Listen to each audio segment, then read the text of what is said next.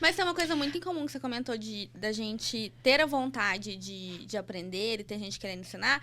Porque na prática, tanto eu quanto você, quando a gente começou, o que a gente sabia? Primeiro, as hard skills. Não tem quando a gente começa. Vamos combinar. O que a gente, Não, o isso. que a gente passa com PO e PM ali, né? Numas agendas, gente.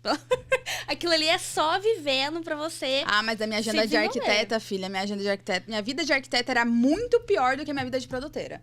De verdade. O Tá pessoal de vendo, produto gente? reclama de agenda, de reunião, de um negócio. A minha vida de arquiteta, gente, era impossível. Então, quando eu vim pra produto, eu tive, pra você ter uma noção, quando eu mudei de carreira, eu tive ansiedade porque eu não tinha tanta coisa pra fazer no início, assim. Você tem noção? A gente tá bem acostumado, né, com uma rotina de trabalho, de aprendizagem, que quando a gente chega no lugar e você tem uma curva que é um pouquinho mais lenta, você fica tipo, quê? Exatamente. O que tá acontecendo? E ótimo, que bom por isso. Que bom que você conseguiu entrar numa empresa que vai te dar o tempo que você precisa pra aprender, sabe? Não é normal. É o que eu falo assim, há um tempo atrás a gente tava com umas vagas na Oracle e pra todos os candidatos a gente falava, cara, é assim, você quer vir? Você quer ficar? Porque assim, não vai ser, tipo, a gente vai te dar uma semana de treinamento e você vai colocar a mão na massa. Não. É no mínimo 6 meses pra você entender o que a gente faz. Então, é uma curva de aprendizagem muito lenta. Sim. Você vai ficar muito ocioso no começo. Mas no momento que você dominar o negócio, esquece. Aí você voa. Então, isso é muito importante. E aí, entrando já na parte de agenda de produto. Pra mim, que não trabalho com produto, tá? É muito obscuro o que vocês fazem. Ai, gente, não faz essa perguntar não, Lelê. É muito obscuro. Tipo, tá, beleza. O cliente tem uma necessidade. Vamos partir do princípio, né, dos primórdios. O cliente tem uma necessidade, a gente precisa, né, levantar tudo, os requisitos, tudo que ele precisa, etc. Como, cara? Porque, assim, o cliente não sabe o que ele precisa. Será? Será? Eu tô falando isso porque eu leio muita literatura. A não ser que tipo, seja fica se obrigatório. Por apontando. exemplo, pro meu produto, o meu cliente sabe que ele precisa. Porque se ele não fizer o que... Não solicitar o nosso serviço, né? A nossa integração fiscal, o governo europeu vai bater lá na portinha dele com a multinha. Por ele não Mas emitir também nota. tem muito assim, ele sabe o que ele Beleza. quer. Mas qual é a melhor forma de entregar isso pra ele? Talvez Então, seja é isso que eu né? quero entender. Tá. Eu já fiz post sobre isso, mas mais a fundo eu quero entender assim, principal foco do PM e o principal foco do PO. Tá. Sabe? Porque, beleza, são dois papéis diferentes, porque são duas funções diferentes. E aí, mais ou menos isso. Vamos partir daí. Pra não ficar muito complexo. Dani? Pode ser. Eu entendo. Ó, eu já joguei a bomba pra Dani. Vamos lá. Eu entendo que quando a gente fala de product management, a gente tá falando de construir produtos melhores, softwares melhores, sabe? Então, a gente tá falando em realmente solucionar um problema do usuário, a gente tá falando em entender a dor, em entender se isso vai atingir o objetivo geral da empresa. A gente tá falando sobre criar um produto melhor. E quando a gente vai para um PO, a gente tá falando de metodologias ágeis. A gente tá falando de Scrum, enfim, que ele é um papel do Scrum. A gente não é solto, né? Ele é um papel do Scrum. Então, a gente tá falando de como a gente pode melhorar aquela metodologia, melhorar o processo de fazer software.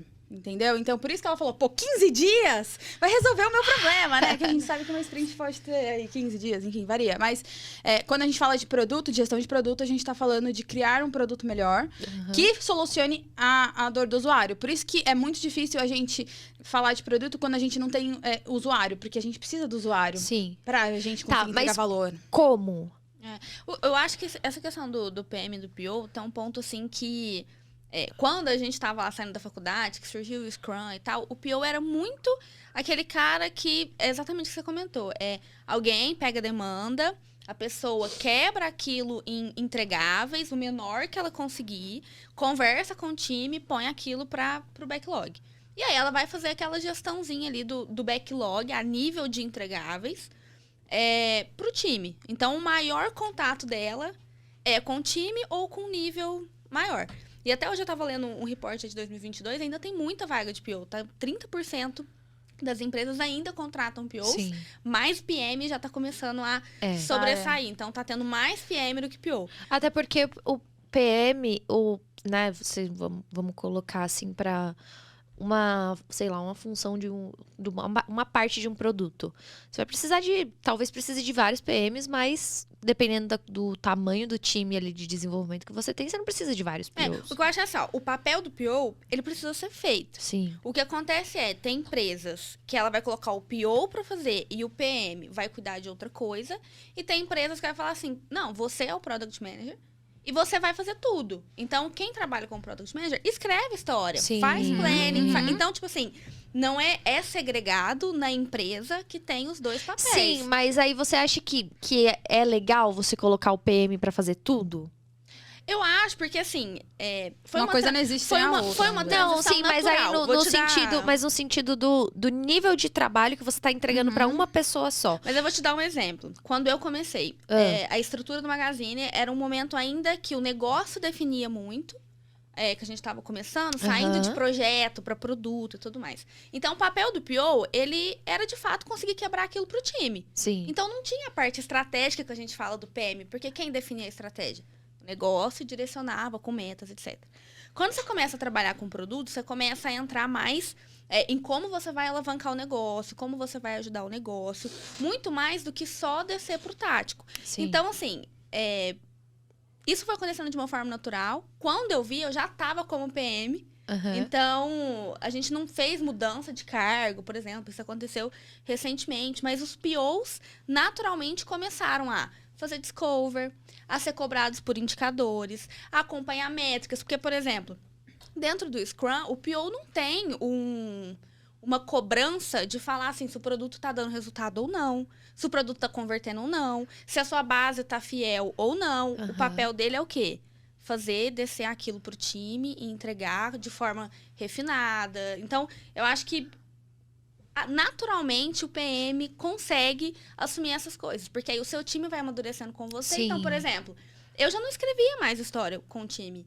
Eu chegava com o time, a gente fazia a planning, mas eu aí, trazia a tipo, nível de épico. Você tem um papel, assim, próximo do time? No sentido de estar nas dailies, Sim.